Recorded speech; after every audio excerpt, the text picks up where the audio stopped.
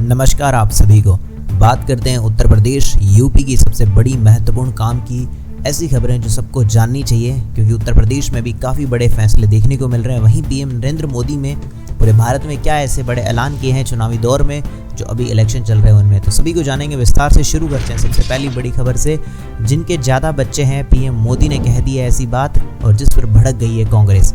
आपको बता दें, प्रधानमंत्री नरेंद्र मोदी ने राजस्थान के बांसवाड़ा में कहा है कि कांग्रेस पार्टी ने मैनिफेस्टो में कहा है कि वह आपकी संपत्ति उन लोगों में बांट देगी जिनके ज़्यादा बच्चे हैं, ऐसा उन्होंने कुछ कहा। और जिसके बाद क्या हुआ आपको बता दें, कांग्रेस ने प्रधानमंत्री मोदी की बात पर आपत्ति जताते हुए कहा कि प्रधानमंत्री अपने झूठ से एक बार फिर हिंदू और मुस्लिम को बांट रहे हैं। बांसवाड़ा की रैली में प्रधानमंत्री ने कांग्रेस को अर्बन नक्सल बताते हुए कहा कि कांग्रेस के लोग माताओं और बहनों के सोने का हिसाब लेंगे और फिर उसे बांट देंगे, ऐसा कुछ उन्होंने कहा। बाकी और डिटेल में पढ़ना चाहते हो तो आप इस चीज़ को और अच्छे से पढ़ सकते हो यहाँ पे। और इसी बात पे इस वीडियो को लाइक कर दीजिएगा, लाइक नहीं किया तो चैनल को सब्सक्राइब करके घंटी के निशान को दबाना मत भूलिएगा। चलिए बात करते हैं अगली बड़ी खबर। सरकार बनी तो संसद के पहले ही सत्र में रद्द हो जाएगा CAA, कांग्रेस का बड़ा ऐलान। आपको बता दें, कांग्रेस के वरिष्ठ नेता और पूर्व वित्त मंत्री चिदंबरम ने कहा है कि केंद्र में अगर इंडिया गठबंधन की सरकार बनती है तो संसद के पहले ही सत्र में CAA रद्द कर दिया जाएगा। और CAA पता आपको हाल ही में लागू किया गया था, और अब बात चल रही है कि अगर वो जीत जाती है इंडिया गठबंधन तो CAA को हटा दिया जाएगा, ऐसा कुछ कहा।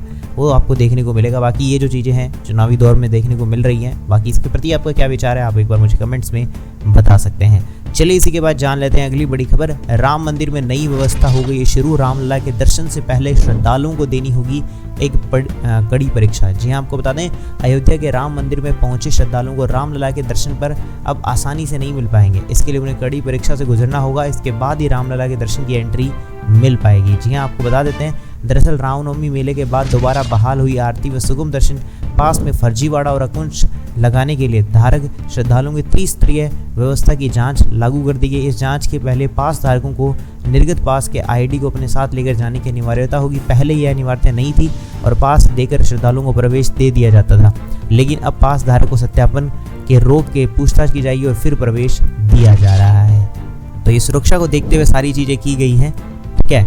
चलिए इसी के बाद जान लेते हैं अगली बड़ी खबर। 4 वर्षीय ग्रेजुएट डिग्री वाले छात्र अब सीधे NET में हो सकते हैं शामिल, UGC प्रमुख जगदीश कुमार ने बताया। आपको बता दें, UGC प्रमुख जगदीश कुमार ने कहा है कि अब 4 वर्षीय ग्रेजुएट डिग्री वाले छात्र अब सीधे नेशनल एलिजिबिलिटी टेस्ट NET में शामिल हो सकते हैं। और इसी साथ बता दें, UGC नेट जून के लिए आवेदन की प्रक्रिया शुरू हो गई है। तो जो लोग देना चाहते हैं वो एक बार इसे डिटेल में पढ़कर जरूर से दे दीजिएगा। चलिए इसी के बाद जान लेते हैं अगली बड़ी खबर। कांग्रेस अपनी जो संपत्ति है ज़्यादा बच्चे पैदा करने वालों और घुसपैठियों में बांट देगी। राजस्थान में पीएम मोदी ने बताई बात। आपको बता दें, कांग्रेस ने प्रधानमंत्री नरेंद्र मोदी के राजस्थान में दिए गए उस बयान पर आपत्ति जताई। उन्होंने कहा, कांग्रेस सत्ता में आई तो देश की संपत्ति उन लोगों में बांट देगी जिनके ज़्यादा बच्चे हैं। और इस पर उन्होंने आपत्ति जताते हुए कुछ चीज़ें बोली है। और उन्होंने कहा कि प्रधानमंत्री नरेंद्र मोदी फिर हिंदू मुसलमानों में बांट रहे। राहुल गांधी ने पीएम मोदी पर हमला बोलते हुए कहा कि नरेंद्र मोदी के झूठ का स्तर इतना गिर गया है कि घबरा कर लोगों को मुद्दे से भटकाना चाहते हैं, ऐसा उन्होंने कुछ कहा। प्रधानमंत्री नरेंद्र मोदी ने पूर्व प्रधानमंत्री मनमोहन सिंह की टिप्पणी का हवाला देते हुए भी कुछ चीज़ें बताई थी।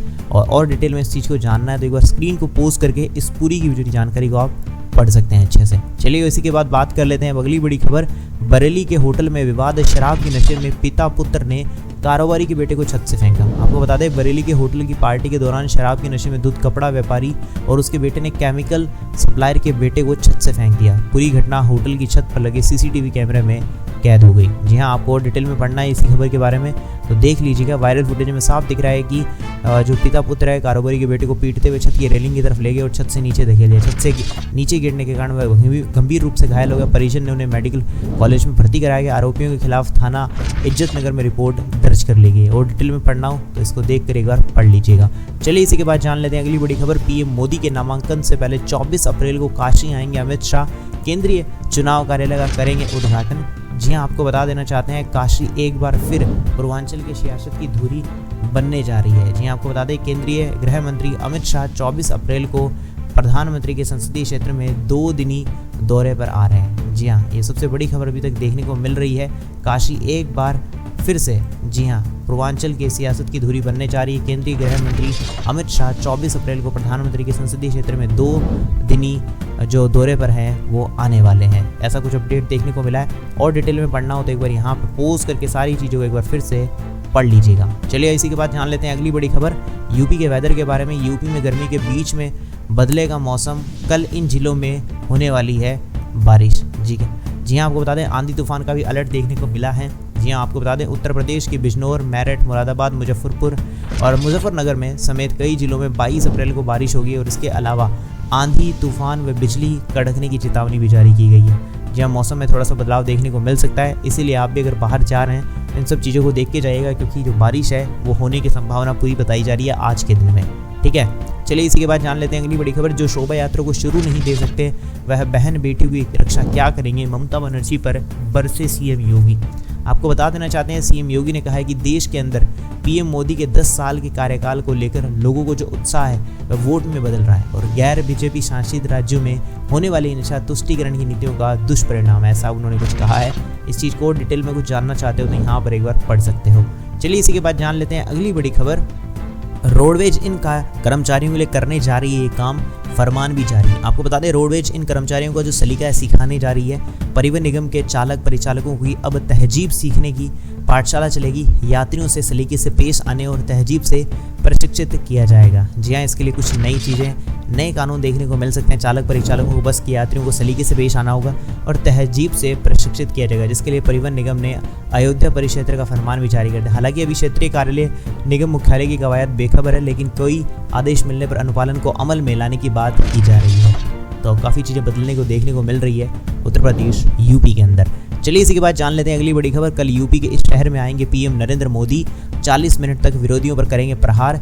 जी हाँ, आपको बता दें लोकसभा चुनाव के दूसरे चरण में अलीगढ़ लोस सीट पर मतदान होने है। जी हाँ, ऐसे में प्रचार के अंतिम दौर में प्रधानमंत्री नरेंद्र मोदी सोमवार को अलीगढ़ आ रहे हैं। वह करीब 1 घंटा 5 मिनट वहाँ पर रुकने वाले हैं और डिटेल में जाननी है सारी चीज़ों को क्या क्या वहाँ पे हुआ है, तो यहाँ पे एक बार पोस्ट करके सारी चीज़ों को एक बार पढ़ लीजिएगा। मैं ऐसा इसलिए बोल रहा हूँ क्योंकि अगर कोई भी खबर आपको लगती है कुछ डिटेल से पढ़नी है, क्योंकि मैं सारी खबरों की आपकी सुर्खियाँ बता दे रहा हूँ, थोड़ा उनके बारे में ओवरव्यू भी दे दे रहा हूँ, फिर भी आप चाहते हो कि और डिटेल में पढ़ा जाए, तो आप क्या करिए, उन खबरों को डिटेल में पढ़ना चाहो तो बस एक बार पोस्ट करो और उसे पूरा का पूरा पढ़ सकते हो। चलिए इसी के बाद जान लेते हैं अगली बड़ी खबर।